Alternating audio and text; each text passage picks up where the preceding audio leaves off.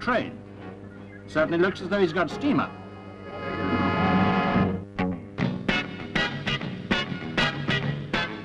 Arriving at Crystal Palace to give them a good send-off, Miss World, Australia's Penny Plummer. But the others aren't going by bike. The last seconds are ticking away before 98 contestants start on the toughest motor rally ever held. 10,000 miles at the wheel from London to Sydney. The optional extras indicate the hazards ahead.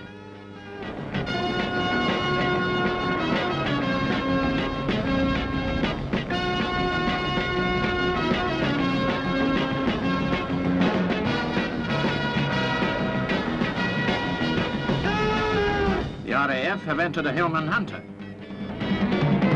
The Army, 5 teams, including a Land Rover driven by the Lancers. The Russians are entering 4 Moskvich cars.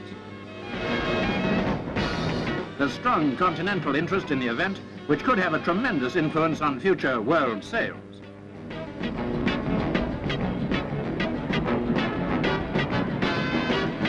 British Leyland have 19, including factory cars and private entries.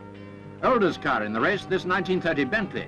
It stood up to the last 38 years, so the next 10 days should be no problem at all. One of the 1800s carrying the hopes of British Leyland. More than a quarter of the entry comes from Ford.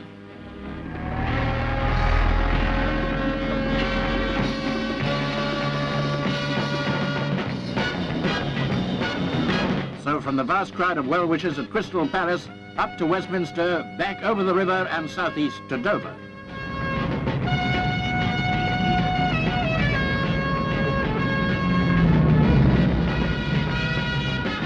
The first stage of the route as far as Bulgaria is pretty reasonable. But from there on, the primitive conditions in Turkey and Persia would soon be taking their toll. There's a prize of £2,000 for the first car to reach Bombay. After the sea voyage to Fremantle, they'll be faced with another 3,500 miles to Sydney. And it's here in Australia they'll face the toughest conditions of all. These pictures from an early Round Australia event speak for themselves. Today the cars have changed, but not the conditions.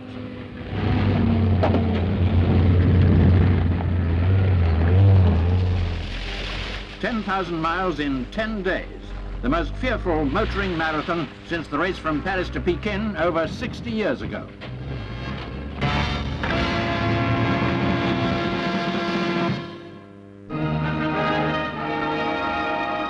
The Owen Stanley Ranges of New Guinea